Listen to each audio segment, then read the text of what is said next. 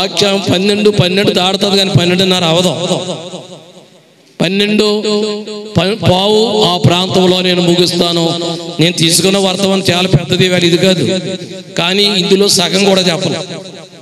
రాత్రి మీకు చెప్పిన సందేశం కూడా చాలా పెద్దది. వద్దంటే 1:30 ప్రసంగం అది. ఎంత చెవులు ముగించాను, టైం చూడలేదు, అరగంటలో క్లోజ్ చేశాను.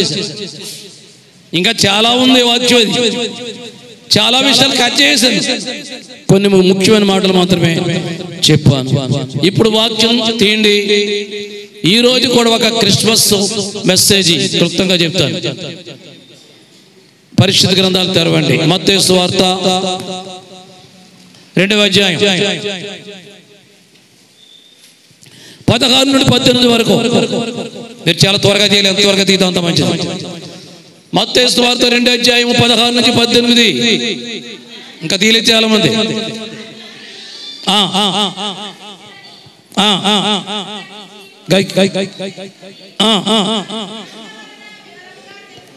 తాను జ్ఞానుల వలన వివరముగా తెలుసుకొనిన కాలమును బట్టి బెత్లెహేములోను దాని సకల ప్రాంతంలోను 2 సంవత్సరములు మొదలుకొని తక్కువ వయసు గల మగపిల్లలందరినీ వధించెను.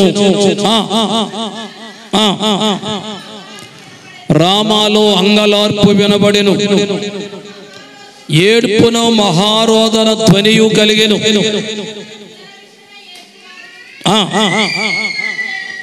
లేనందున వాదార్పు పొందనల్లక ఉండెను. చాలండి. ఈ ఏడ్చి పిల్లలు బయటకు తీసుకెళ్ళండి. ఏడ్చి పిల్లలు అర్జెంట్గా బయటకు తీసుకోవాలి. కుదరదు, చర్చలో కుదరదు, త్వరగా తీసుకోవాలి. ఎందుకంటే వీళ్ళు చాలా చెడగొడుతున్నారు, వినేవాళ్ళు అన్నట్లేదు.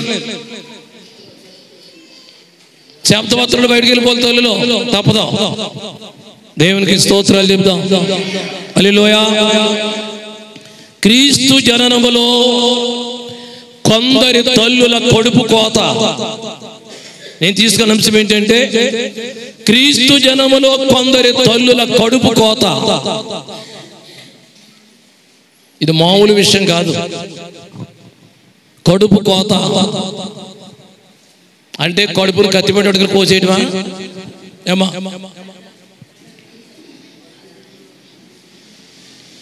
భయంకరమైన సందర్భం. ఆ కడుపు కోత సంగతి నేను అనుభవించాను ఇంటిలో. నా చిన్న కుమారుడు యష్యాకి ఇచ్చిన బిడ్డను బట్టి మా బులుబుజ్జిగా ఎంత బాధ శ్రమ అనుభవించిందో నాకు తెలుసు. అన్నం అసలే తినేది కాదు, ఆ పిల్లతోటే ఉండేది. మీ అందరికీ తెలుసు. 7 సంవత్సరాలు నరకం అనిపించింది ఓ పక్కనే. ఆ పిల్లతో పాటు ఈ పిల్ల అనిపించింది. మేమందరం అనుభవించాం. ఇది మామూలు విషయం కాదు, అంతకంటే ఇది భయంకరమైంది. దేవునికి స్తోత్రం. అసలు ఈ కడుపు కోత రావడానికి కారకులు ఎవరు చెప్పాలి? ఆ రోజుల్లో తల్లులకి కడుపు కోత రావడానికి అసలు కారకులు ఎవరు? ఏ రోజు పాత్రది కానీ ఏ రోజు కూడా కాదు. చెప్పాలంటే జ్ఞానులే కారణం. ఎందుకు చెప్తానండి? ఎవరు కారణం? జ్ఞానులే కారణం. కారణం ఏంటంటే జ్ఞానులు ప్రయాణములో దారి తప్పారు. వింటారా? ఏం చేశారు? దారి తప్పి యెరూషలేములో ఉన్న హేరోదు రాజు దగ్గరికి వెళ్ళారు. వీళ్ళు తిన్నగా జ్ఞాని అజ్ఞానిగా మారిపోయాడు. చెప్పాలంటే అక్కడ ఇది రాంగ్ స్టెప్. చెప్పాలంటే ఆకాశములో తార ఉదయించింది, స్టార్ వచ్చింది. ఆ స్టార్ పైన నడుస్తుంటే కింద నడుస్తున్నారు వీళ్ళు. ఆ తార ఆగే వరకు ప్రయాణం చేయాల్సిన న్యాయంగా వెళ్ళాం. చేశారా? యెరూషలేము వచ్చి ఏ రోజు రాజు ఆస్థానంలోకి వెళ్ళారు? ఎవడెళ్ళమన్నాడు? తెలియని విషయం ఏ రోజు రాజుకి తెలిసిపోయింది. ఇక్కడ బాబు ఎక్కడి నుంచి వచ్చారు మీరు? మేము తూర్పు దేశము జ్ఞానులమండి. ఎందుకు వచ్చారు? ఆకాశములో ఒక తార ఉదయించింది. ఆ తార రక్షకుడు పుడితే గాని ఉదయించదని గ్రంథాల్లో మేము చూసాం అన్నప్పుడు ఏ రోజు రాజుకి బీపీ రేజ్ అయిపోయింది. జ్ఞానులారా, పండితులు పిలవండి. మన ఊర్లో యెరూషలేములో పండితులు పిలవండి. ఏమిటో దాని సంగతి చూద్దాం అంటే పండితులంతా వచ్చేసారు. ఎక్కడ బాబా? ఆకాశంలో నక్షత్రం ఉదయించిందంట. ఎందుకు ఉదయించింది? చూడండి, తిరగండి. గ్రంథాలు తిరిగైతే ప్రవక్త అయిన మీకా చెప్తున్నాడు, యెరూషలేము ఎఫ్రాత, యూదా వారి కుటుంబాల్లో స్వల్ప గ్రామమైన నీలో నుంచి రక్షకుడు ఉదయించును.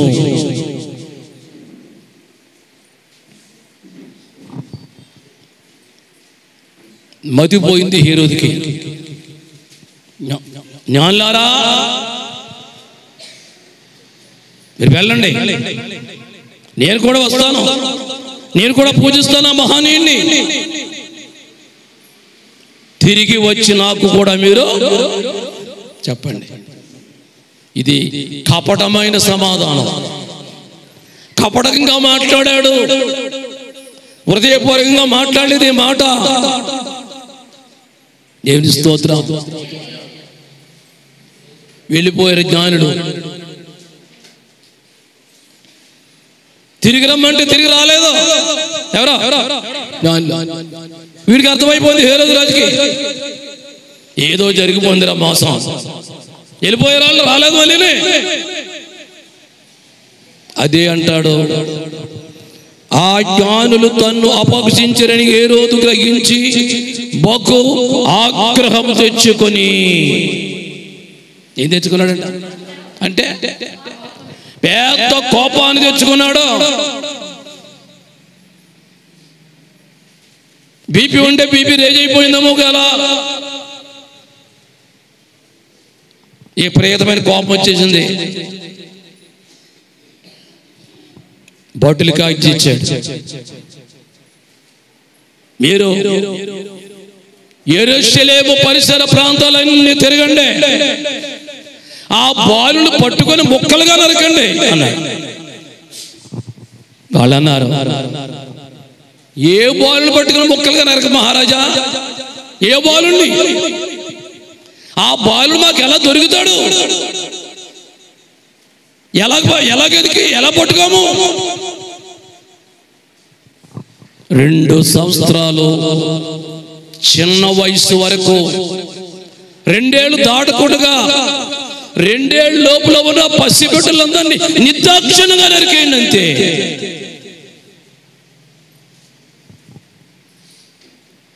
రాజు మాటకి తిరిగి లేదు. ఎలాంటి రాజు అంటే కన్న తల్లి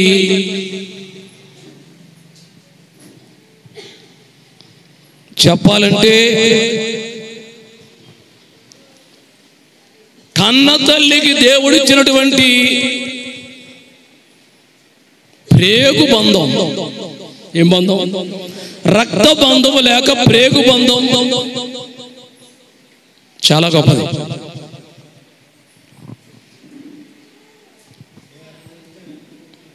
పుట్టిన తరువాత ఆ చంటి బిడ్డ ప్రతి తల్లి చాలా ప్రేమ పంచుకుంటుంది, ప్రేమ పెంచుకుంటుంది. నాకు వ్యాధి రోగం వచ్చినా పర్వాలేదు కానీ నాకు పుట్టిన బిడ్డ ఆరోగ్యంగా పెరగాలి, నన్ను మించిపోయి బిడ్డ పెరగాలి ఆడపిల్లైనా మగపిల్లడైనా ఆ బిడ్డ మీద చాలా ఆప్యాయత అనేది ఉంటుంది.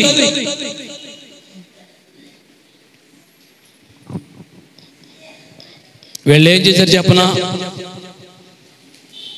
తల్లి ఒడిలో ఉన్న పసిబిడ్డను బలవంతంగా లాక్కోవడం,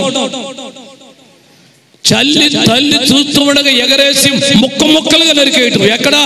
దూరంగా కాదు, చాలా జాగ్రత్తగా నలిపేది. తల్లి సముఖంలోనే ముక్కలుగా నరికేస్తున్నారు పిల్లల్ని. దీన్ని మించిన పాపం అంటారా? బిడ్డలు లేని వాళ్ళు నాకు బిడ్డలు కావాలి దేవుడో అని మొత్తుకొని ఎడుతున్నారు. పక్కనే కలిగిన బిడ్డల్ని ముక్కలుగా నరకమని ఆజ్ఞ. ఎంత కఠోరమైనడంటే హేరోదు రాజు, కఠినుడు, కసాయవాడు, భయంకరమైన వ్యక్తి. గ్రీకు చరిత్రకారుడు ఏమి రాశారంటే 14,000 పసిబిడ్డలు నరికించాడంట ఆ సంవత్సరం. ఎంతమందిని? అది కూడా కరెక్ట్ కాదు. ఇంకో గ్రంథకర్త అన్నాడు 64,000 మంది పసిబిడ్డలు నరికాడని చెప్పాడు. అది కూడా కరెక్ట్ కాదు. ఇంకో గ్రంథకర్త అన్నాడు 150,000 మంది పసిబిడ్డలు నరికాడు హేరోదు రాజు అన్నాడు. ఎంతమంది అంటే చరిత్ర ఇది?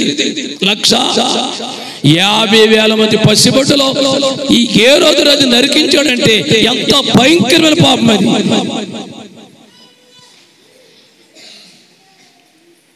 అంత మాత్రమే కాదు, 7 భార్యలు చంపాడు వాడు. ఎంతమందిని? 30 మంది మంత్రులు చంపాడు.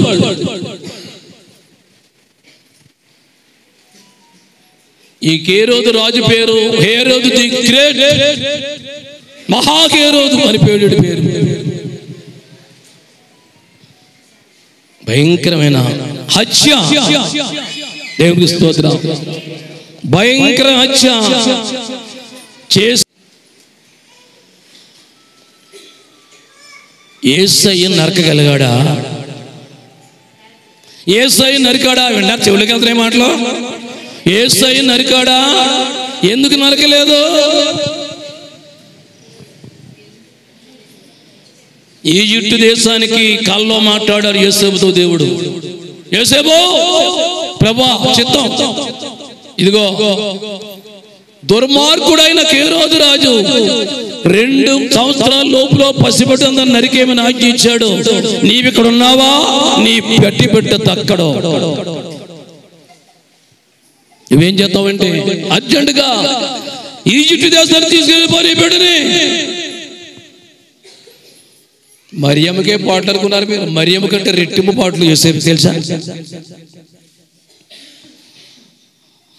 ఈజిప్ట్ ఎక్కడుందో మరియమ్మకి తెలుసా? తెలియదు. గాడిద మీద ప్రయాణం. ఎంత శ్రమపడి వెళ్ళాలి అక్కడికి. ఎవరిని చూడాలి, ఆశ్రయం ఎలా జరుగుతుంది, ఎన్ని తిప్పులు పడాలి. సత్రములో స్థలము లేనన్నప్పుడు కూడా నానా తిప్పులు పడ్డాడు యోసేపు. మనము మరియమ్మ శ్రమే చూద్దాం, యోసేపు శ్రమే మనం చూడం. కానీ మరియమ్మ కంటే ఎక్కువ శ్రమ పడ్డది ఎవరు చెప్పనా? యోసేపు. పెళ్లి కానాడు, వివాహం జరగలేదు, ప్రధానమైంది. అయినప్పటికీ పాటలు ఎందుకు యోసేపుకి? ఇన్ని పాటలు పెడతాడంటే దేవుడు అనుకోలేదు యోసేపు. దేవుని స్తోత్రం. హల్లెలూయా.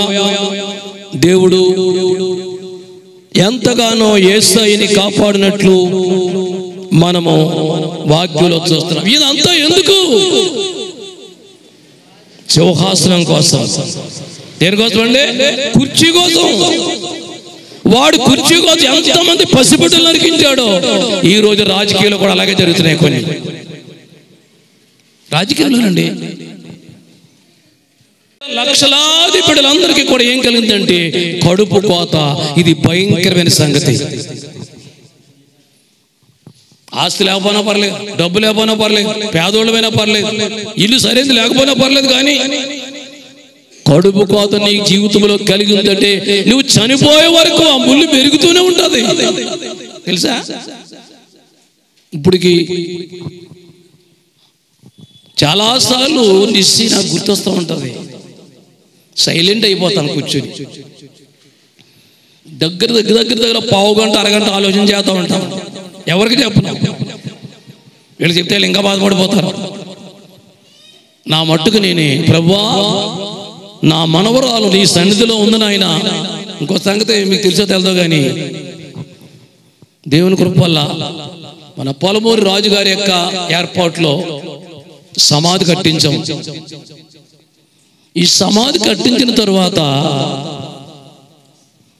ఒక పావురం వచ్చి ఆ సమాధి మీదే ఆలుతుందంట. చూసినవాడు చెప్పాలి. ఆ సమాధి మీద గంటల తడబడి ఉంటుందంట. అక్కడ ఎవరైనా దాన్ని ఎగరగొట్టేది లేదంటే అక్కడే ఆలుతుందంట. ఎవరంటే ఆ పక్కన ఒక రైతు యేసేపు వెళ్తే యేసేపుతో అన్నాడంట, బాబు ఎవరు మీరు? ఇలా పాస్టర్ గారు అబ్బాయినండి. ఆ సమాధి ఎవరిదే? మా తమ్ముడు గారు పాపండి, ఏదో కంప్లైంట్లో చనిపోయిందండి, సమాధి కట్టించామండి అన్నప్పుడు ఆయన చెప్పిన మాట ఆయన కాంటైనట్టు ఏంటో కానీ బాబు, ఏ సమాధి దగ్గరికి వెళ్ళట్లేదు ఆ పావురం. ఈ సమాధి మీద చాలా సేపు ఉంటుంది, అది కుట్ట వెళ్ళలేదు ఎక్కడికి. ఏంటో ఈ చిత్రం అనుకున్నాను నేను. ఎంతగా సమాధి మీ నాన్నగారు మనవరాల, మీ తమ్ముడు గారు అమ్మాయ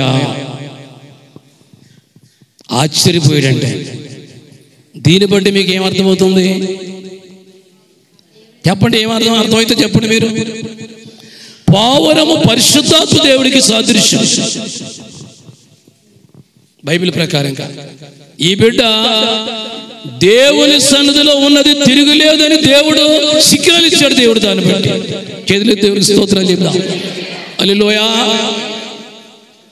చావు అందరికీ ఉంది ఏదో టైంలో. పసిబిడ్డ మనసు కలిగి హృదయం కలిగి ఎప్పుడైనా చావు వస్తే అలాగే సిద్ధపడి ఉండాలి మనం. దేవునికి స్తోత్రం. దర్శనం చూపించాడు దేవుడు నాకు. నా మనవరాలు నిస్సి ప్రభు సన్నిధికి వెళ్ళిపోయినట్టు, అది కూడా మీకు చెప్పలేదు. హెలికాప్టర్ మీద ముగ్గురు వచ్చారు నా దగ్గరికి, తెల్లటి వస్త్రాలు వేసుకున్నారు. ఒక ఆయన కిందకు వచ్చేసాడు, నా ఒళ్ళో ఉంది నిస్సి అని అంటున్నాడు, నాయనా నీ బిడ్డకి ఆయుష్ తక్కువ, 7 ఏళ్ళు ఆయుష్ ఇచ్చాను, పరలోకాలు తీసుకుపడక వచ్చాను అంటే గడగడ ఉడికి ఏడ్చేదను నేను. అది నాయన బాధపడొద్దని నన్ను వెన్నుపూస మీద సవిరి ఆయుష్ తక్కువ ఇచ్చాం, పరలోకానికి తీసుకెళ్తున్నాం, అందుకు వచ్చాం మేము, పరలోకం నుంచి ఇక్కడికి వచ్చాం మేము అని ఆ బిడ్డను తీసుకుని హెలికాప్టర్కి వెళ్ళిపోయాడు. 1-2 నిమిషాలు హెలికాప్టర్ మళ్ళీ కనబడలేదు నాకు.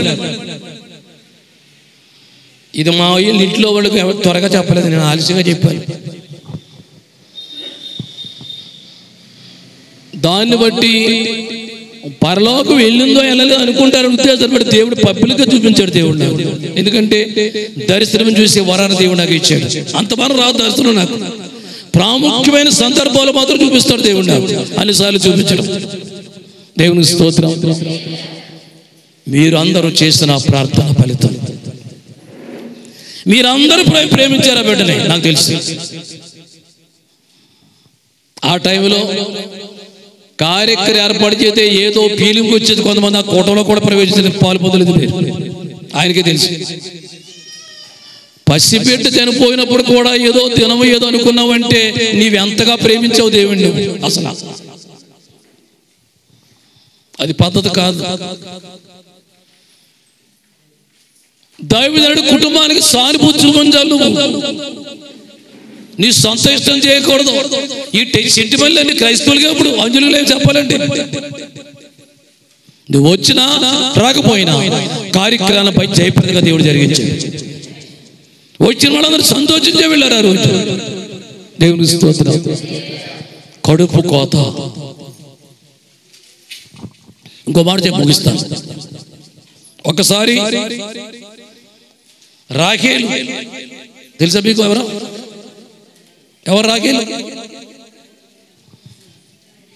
అమ్మయ్య, అమ్మమ్మ ఇప్పుడు గుర్తొచ్చిందే. యాకోబు భార్య, చిన్న భార్య, పెద్ద భార్య.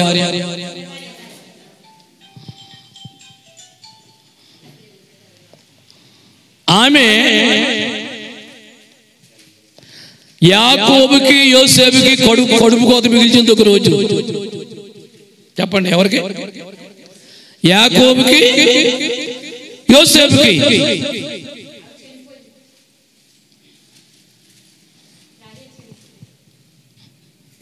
అదే అక్కడ పోతాను వినండి. దీర్ఘాయుసు కలిగి మరణించింది లేయా. రాహేలు చావలాడిది కాదు. ఎలాగంటే మధ్యదారిలో చనిపోయింది. ఏమండి? ఎక్కడ? మధ్యదారిలో చనిపోయింది. మధ్యదారిలో ఎందుకు చనిపోవాలి అసలు?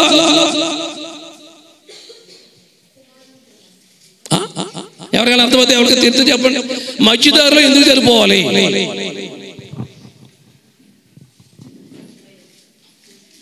ఎక్కడ? యోధా బెత్లెహేములోనే చనిపోయింది రాహేలు. యేసయ్య పుట్టిన ప్రాంతంలోనే చనిపోయింది రాహేలు. కారణం ఏంటో చెప్పనా? ఆమె చేసిన తప్పుడు పని ఉంది. ఆ తప్పుడు పని చెప్తాను మీకు. ఇది విషయం చెప్పేసి నేను ముగిస్తాను. ఎందుకంటే అంతా చెప్పే సమయం లేదు కాబట్టి ఇందులో ఉన్న కొన్ని ముఖ్యమైన మాటలు మీకు చెప్తాను. అందరు కూడా వాక్యాన్ని జాగ్రత్తగా వినాలని మరొకసారి మీకు గుర్తు చేస్తాను. ఆదికాండం 31వ అధ్యాయం. త్వరగా తీయండి. ఆదికాండం 31వ అధ్యాయం.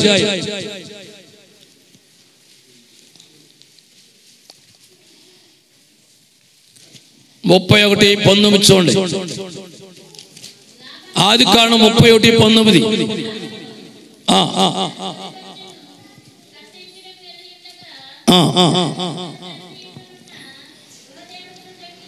మళ్ళా చదువు.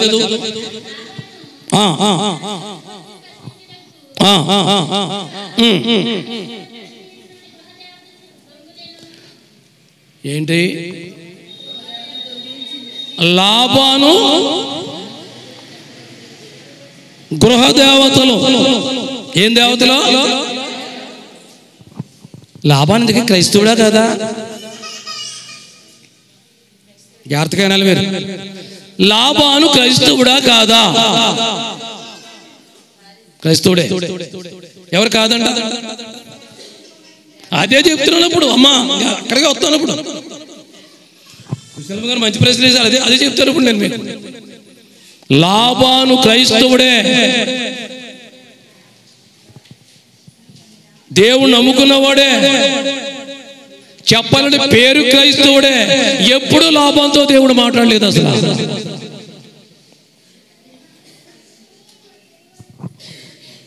ఏం దేవతలంట? గృహ దేవతలు. మరి దేవుడు నమ్ముకున్న వాడికి దేవతలు ఎందుకండి? వింటారా? కిరత్తాను అలాగే ఉన్నారు ఈ రోజున. పేరు క్రైస్తవ పేరు. చర్చికి వెళ్ళిపోవటం, బైబిల్ తిరిగేసేయటం, సాక్ష్యాలు చెప్పేయటం, పాటలు పాడేయటం. ఇంటిలో ఏమన్నాయి చెప్పనా? గృహ దేవతలు. అంటే చెప్పనా? పాత ఆచారాలు.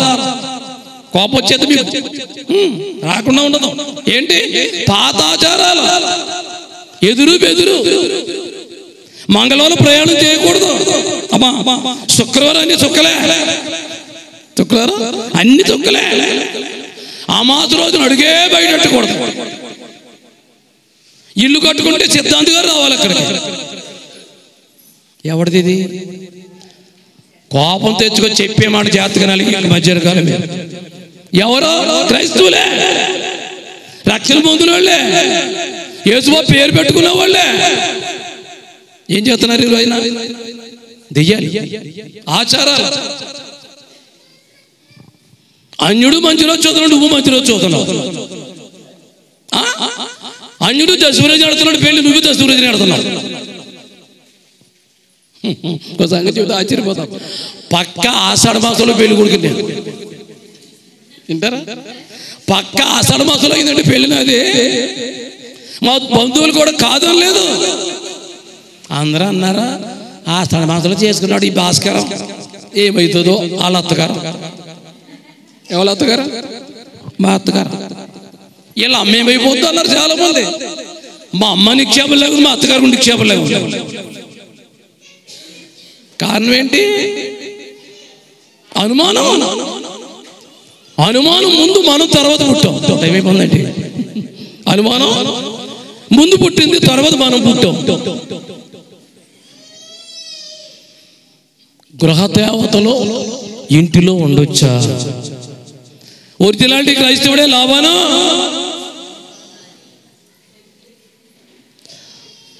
నా గృహదేవతలు ఇంకా మనం ముందుకెళ్ళి చూద్దాం. చూడండి, ఆగమ్మ ఆగమ్మ ఆగమ్మ, నువ్వు కోపడుకొని చెప్తాను. ఈ అధ్యాయంలో ఒకసారి 34 వచనం చదువమ్మా. 34, 35 చదువు.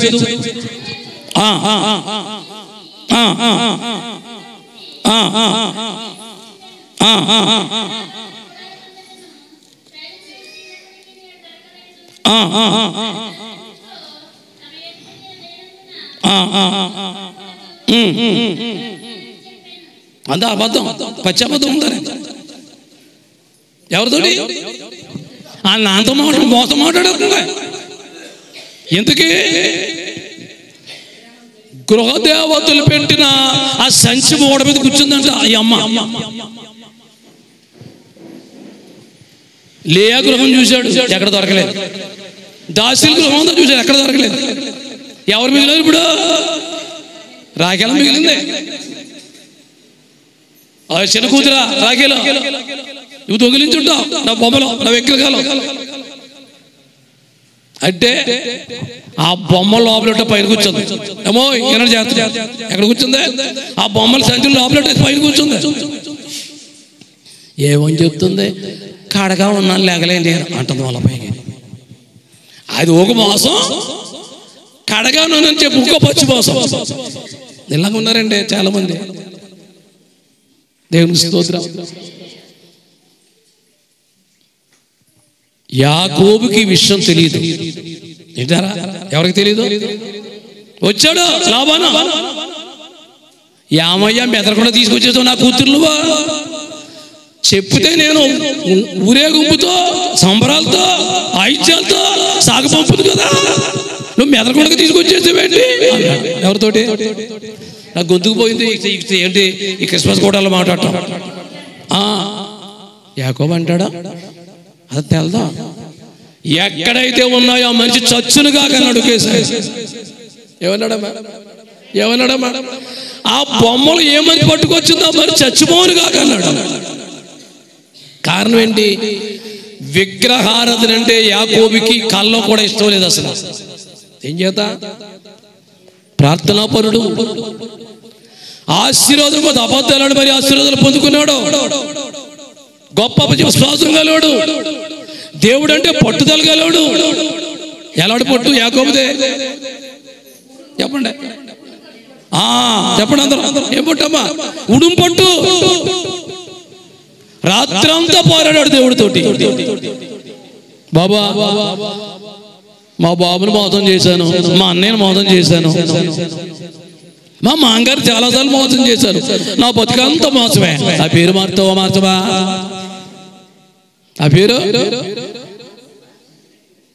మరి చాలా మంది రచ్చన పొందేతారు కానీ చూసి పేర్లు ఉంటాయి.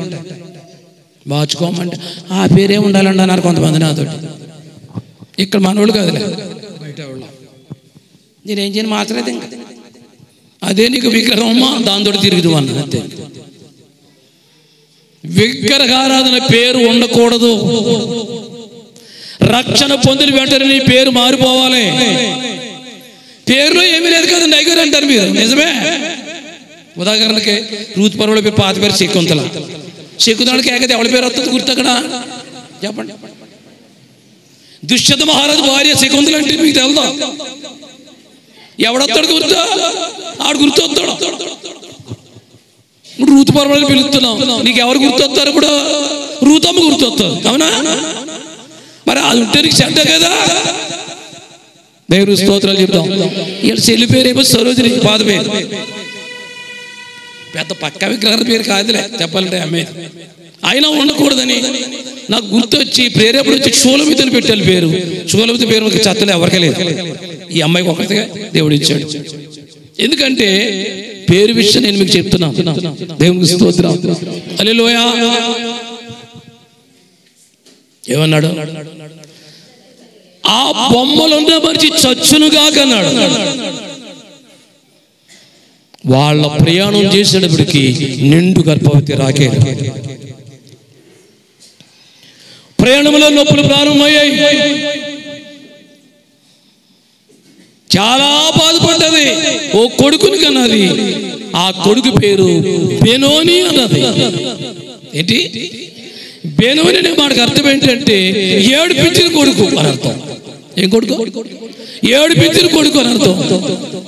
యాకోబు ఆ పేరు బెన్యామీన్ అని మార్చాడు. ఎన్నరమ్మా? ఎలా మార్చాడమ్మా? బెన్యామీన్ అని మార్చాడు. బెన్యామీన్ అనే మాటకు అర్థం ఏంటంటే కుడి హస్తము కలవాడు. చెప్పండి, హస్తం కుడి హస్తము కలవాడు అంటే బెనోని దుఃఖపుత్రుడు. దుఃఖపుత్రుడు కాదు నా కొడుకు. నా కొడుకు కుడి హస్తం కలవాడని పేరు మార్చేశాడు. మధ్యదారిలోనే సమాధి అయిపోయింది రాకేలు. ఏంటి కారణం చెప్తారా? దేవతల్ని తండ్రి దాచుకుంటే దాచుకున్నాడు లోపల. తండ్రి బొమ్మలు దాచుకుంటే ఈ మనిషికి ఎందుకు ఆ బొమ్మలో? చెప్పండి. కొంతమంది పాతే పోవా అమ్మా, ఏం పోవా? పాతే పోవా. మా మాంగారి పేరండి, మా తాత పేరండి, మా ముత్తాత పేరండి అని రక్షణ ముందర ఏ పూర్లు పేర్లు ఉంచుకుంటారు చెప్పనేలా ఆ పూర్వీకుల పేర్లు పెడతారు వీళ్ళ పిల్లలకి. పెట్టొచ్చా? రక్షణ పొందని దేవుడి పేరు అయితే పెట్టదు, పర్లేదు. విగ్రహారాధన పేరు ఎందుకు కడుతున్నావు నీ పిల్లలు నువ్వు? ఇప్పుడు ఎవరికి మిగిలిందా మా కడుపు కోత? చెప్పండి. తండ్రికి అంతకంటే ముందు పుట్టిన యోసేపుకి కడుపు కోత అయిపోయింది. ఇక్కడ భయంకరమైన సంగతి. చేతులెత్తి దేవునికి స్తోత్రాలు చెప్తాం. హల్లెలూయా. ఈ రోజున భర్త భార్యకి కడుపు కోత కొన్ని చోట్ల వింటారా? భర్త భార్యకి కడుపు కోత. కొన్ని ఇళ్లలో భార్య భర్తకి కడుపు కోత. కొన్ని కుటుంబాల్లో పిల్లలు తల్లిదండ్రులు కడుపు కోత. లేదా చూడు బయటికి వెళ్ళి ఒకసారి. సరైన పద్ధతిలో నడవని పరిస్థితి. ఇక్కడ అజ్ఞానం అయిపోయాడు, దారి తప్పాడు. దారి తప్పిన కారణాన్ని బట్టి కన్న తల్లులు 150 మంది తల్లులు అంటే చిన్న విషయమా? భయంకరమైన కడుపు కోత మిగిలింది. దేవునికి స్తోత్రాలు చెప్తాం. హల్లెలూయా. మనము వారికి కడుపు కోత పుట్టించకూడదు, కడుపు కోత కలిగించకూడదు. ఒక ఉదాహరణ చెప్తాను మీకు. ఒక గ్రామంలో ఆర్ఎంపీ డాక్టర్గా చాలా పేరు గలవాడంట ఆయన.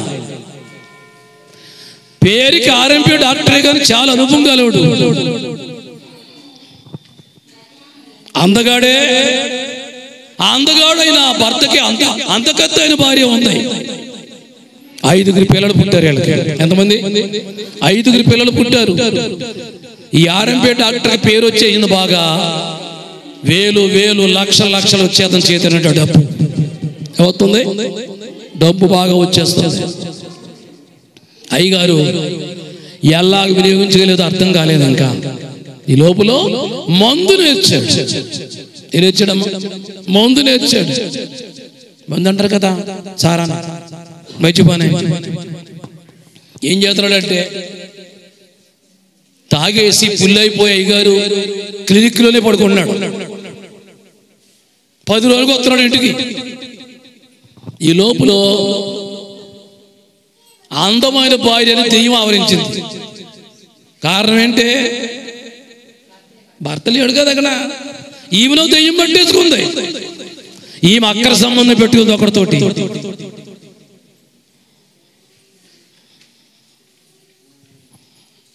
స్థిరత్వంగా లేకపోతే చెప్పి జరిగే సంగతి చెప్తున్నాను మీకు. ఈ లోపల 5 పిల్లలు, 2 కొడుకులు, వీళ్ళిద్దరూ తల్లిదండ్రులు తిరుగుని బట్టి వీళ్ళు కూడా దురభ్యాసాలకు గురైపోయి 7 సబ్బుతో చచ్చిపోయారు. ఎవరో కొడుకులు 3 చిన్నపిల్లలు మిగిలిపోయారు. వాళ్ళు ఎలా బతుకుతారు చెప్పండి? వాళ్ళు చిన్నపిల్లలు ఎలా బతుకుతారు? దేవుని బిడ్డ, ఎదుగుతున్న బిడ్డల్ని ఇంట్లో ఉండగా చెడు స్నేహాలు చేయకు, చెడ్డవాళ్ళతో తిరక్కు, లోకంలో తిరుగుతున్న వాడితో సహవాసం చేయకు. తెలియదు నీకు? క్రైస్తవులే త్రాగుడు కొంతమంది, క్రైస్తవులే దురభ్యాసాలు కొంతమంది, వంకరలో ఉంటారు స్నేహం. వీళ్ళకి ప్రార్థన చేసే మంచోళ్ళు స్నేహాలు చేయరు కొంతమంది. నిన్ను దారి తప్పిస్తుంది. అది ఏం చెప్తే నిన్ను దారి తప్పిస్తుంది. నీకు తెలియదా సంగతే? ఇప్పుడు ఆ మిగిలిన 3 బిడ్డలకి వీళ్ళ కడుపు కోత అయిపోయింది. ఎవరు? తల్లి చచ్చిపోయింది, తండ్రి చచ్చిపోయాడు, కొడుకులు కూడా చచ్చిపోయారు. ఎవరు మిగిలారు? చిన్న బిడ్డల 3 ఆడపిల్లలే. కొడుకులు వెళ్ళిపోయారు, ఆడపిల్లలు 3 మిగిలారంటే ఎలాగ వాళ్ళ పరిస్థితి? సోదరి 12 అయిపోయింది. వాక్యాన్ని ముగిస్తున్నాను. చేతులెత్తి దేవునికి స్తోత్రం చెప్తాం. హల్లెలూయా.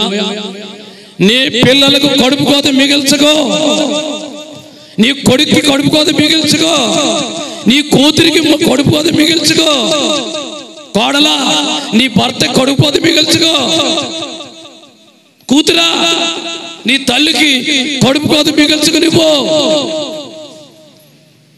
చెడు స్నేహాలు విడిచిపెట్టు, వాక్యం చదువు, దేవుని మాట విను, దేవునికి లోబడు, ప్రభు మాట ప్రకారంగా నువ్వు జీవించు. లోకంలో ఎగబడుకో. చెడు స్నేహాలు చేస్తే నీ జీవితం నాశనం అయిపోతుంది. దేవునికి స్తోత్రం. హల్లెలూయా. తండ్రికి కొడుక్కి దుఃఖము పుట్టించిన రాఖేలు వయసుండగానే చచ్చిపోయింది. రాఖేలు లేయా అలా కాదు, దీర్ఘాయుసు కలిగి చనిపోయింది. కానీ యాకోబు ఎవరు ప్రేమించాడు? ఈ చిన్నదాన్నే ప్రేమించాడు, పెద్దలు ప్రేమించలేదు. కానీ ఒక సంగతి చెప్పలే మీకు, కన్నీళ్లు కాచింది దేవుని దగ్గర రాఖీ. ఎవరు? లేయా. కన్నీళ్లు కాచి, నాయనా నా మీద నా భర్తకు దయ పుట్టించు, ప్రేమ పుట్టించు, నన్ను ప్రేమగా చూసుకొని మనసు తెచ్చేయండి అని కన్నీళ్లు కాచింది. కానీ నువ్వు బాగొడవేనా? ముందు చేసుకున్న గుడ్డుకొళ్ళదని ప్రేమించను నువ్వు. గుడ్డుకొళ్ళదంటే జబ్బుకొళ్ళది. ఎవరా? రాఖీలు కాదు, లేయా. రాఖీలు అయితే అందుకత్తే అందమైందే అని ఎప్పుడైనా రాఖీలు తిట్టిందంటారా? మీరు 5 మంది తిట్టుకుందిరో, నీ భర్త ఏమన్నా అటు ఇటు వెళ్తే అందరికీ అదిలే, కొంతమంది ఉండొచ్చే ఉంటే. దేవుని స్తోత్రం చెప్తాం. హల్లెలూయా. కానీ లేయా మొర్ర దేవుడు విన్నాడు, విజ్ఞాపన ఆలకించాడు. వస్తుంటే 10 మంది బిడ్డలకి తల్లి అయింది. ఈమెకి ఇద్దరిలో యోసేపు మాత్రమే కుటుంబంతటికి కూడా మెయిన్ హెడ్. దేవునికి స్తోత్రం. అలాంటి చక్కని కొడుకునిచ్చాడు దేవుడు. ఆమె లైఫ్ బాగోకపోయినాయి. కొన్నిసార్లు మనం సరిగ్గా ఉండకపోయినా దీవులను అతను మంచిగా ఇస్తాడు దేవుడు మనకి. ఎవడా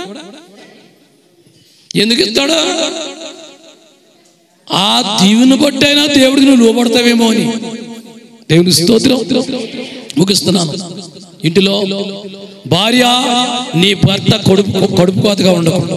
భార్య భర్త నీ భార్య కడుపు కోత ఉండకు. కుమారులారా కుమార్తెలారా కన్న వాళ్ళకి మీరు కడుపు కోత ఉండొద్దు. ప్రేమించండి, లోబడండి, తల వంచండి, వాక్యం చదవండి, చర్చికి రండి, యేసుని ప్రేమించండి, ఆయన అడుగుజాడలో జీవించండి. ఎన్నో దీవులు మీ జీవితంలో ఇస్తాడు. అట్టి భాగ్యం ఈ మధ్యాహ్న కాలం ప్రభు మనకి దయచేయను గాక. చిన్న ప్రార్థన చేస్తాను. ముందు కళ్ళు మూసుకోండి. ప్రేమగల తండ్రి, ఈ మధ్యాహ్న కాలం నీ మందిరములో కన్న తల్లికి మిగిల్చిన కడుపు కోత, దానికి ప్రధాన కారకుడు హేరోదు. జ్ఞానులు కూడా కారకులే. 150 మంది పసిబిడ్డల్ని చంపించిన మూర్ఖుడు, దుర్మార్గుడు హేరోదు. అందుకే ఆయన జీవితం నాశనం, బ్రతకుండగానే పురుగులు పడి చచ్చాడు హేరోదు. పాపం వల్ల వచ్చే జీవితం మరణం. అట్టి మరణానికి గురయ్యాడు హేరోదు. అన్నీ తెలిసిన మేము తప్పుడు మార్గంలోకి వెళ్ళకుండా, తప్పులు చేయకుండా నీవు చూస్తున్నావని భక్తి కలిగి, భయం కలిగి నీ వాక్యాన్ని చదివి క్రమముగా నీలో నడిచి నీ దీవులు పొంది నీ కుమారులుగా, నీ కుమార్తెలుగా తీర్చబడి నీలో కొనసాగి కృపించేయండి. ఈ రాత్రి మేము నూతన సంవత్సరం ఎదుర్కోబోతున్నాం. ప్రతి ఒక్కరు ఇలాంటి రుగ్మతలు, తప్పులు, పొరపాటులు ఎవరు బ్రతుకులో లేకుండా ప్రార్థనాపూర్వకంగా నూతన సంవత్సరం ఎదుర్కొని నూతన సంవత్సరంలో అనేక భాగ్యాలు పొందుకొని కడవరకు విశ్వాసమే కొనసాగి నీ దీవులు పొందుకునే భాగ్యము దయచేసి కూడిన బిడ్డలందరినీ దీవించండి, మహిమాఘనత పొందండి. ఈ సందర్భంగా నీ పని విషయంలో పరిచర్య చేస్తున్న మా సంఘంలో యవ్వన బిడ్డలు అందరినీ దీవించు. అది ఇది అనకుండా వారు అందరూ వచ్చి కష్టపడి పనిచేసి ఒక ఉన్న పరిచర్య బిడ్డలు చేస్తున్నారు. స్త్రీలు కూడా అదే విధంగా చేస్తున్నారు. వీరికి ఫలితం ఆశీర్వాదం దయచేయండి. కూడిన బిడ్డలందరినీ దీవించండి. మహిమ ఘనత ప్రభావం మీరు పొందుకునండి. యేసు పరిశుద్ధ నామములో ప్రార్థించి వేడుకొనిచిన మా పరమ తండ్రి, ఆమేన్. సాక్షి చెప్పే బిడ్డలు ఉంటారండి. ఎవరైనా ఉంటే వీలైతే 7 గంటలకే 7 గంటల సుమారుకే ప్రారంభం చేయడం జరుగుతుంది. 12 దాటి వరకు అందరూ ఉండాలి. ప్రార్థనా పూర్వకంగా మనం నూతన సంవత్సరం ఎదుర్కోవాలి. ఈ రాత్రి జరిగే ఆల్రెడీ ఎవరు బ్రేక్అవుట్ వెళ్ళలేదు. పురుషులు, స్త్రీలు, చిన్నలో, పెద్దలో, చదువుకునే వాళ్ళు, చదువులేని వాళ్ళు మొత్తం అంతా పాలు పొందాలని మీకు గుర్తు చేస్తున్నాను. ఈ రాత్రి స్కిట్లు కూడా ఉన్నాయంట, ఆసక్తిగా రండి. ఏమున్నాయి? ఈ చిన్నపిల్లలు, ఎవరి పిల్లలు, మగపిల్లలు కూడా నేర్చుకున్నారు స్కిట్. రాత్రి 2 అయిందంటే రాత్రి ఇక్కడ వెళ్ళక. అందుకు ఆ స్కిట్ కూడా ఎవరిలో ఏ విధంగా చేస్తున్నారు వాళ్ళ కోసం ప్రార్థన చేయండి. వాళ్ళ పాత్ర బాగా నిలబడమని మాట్లాడలేగా అందరూ ప్రార్థనతో పాలు పొంది రావాలని మీకు అందరికీ గుర్తు చేస్తున్నాను. లేచి నిలబడతారా? నా గొంతు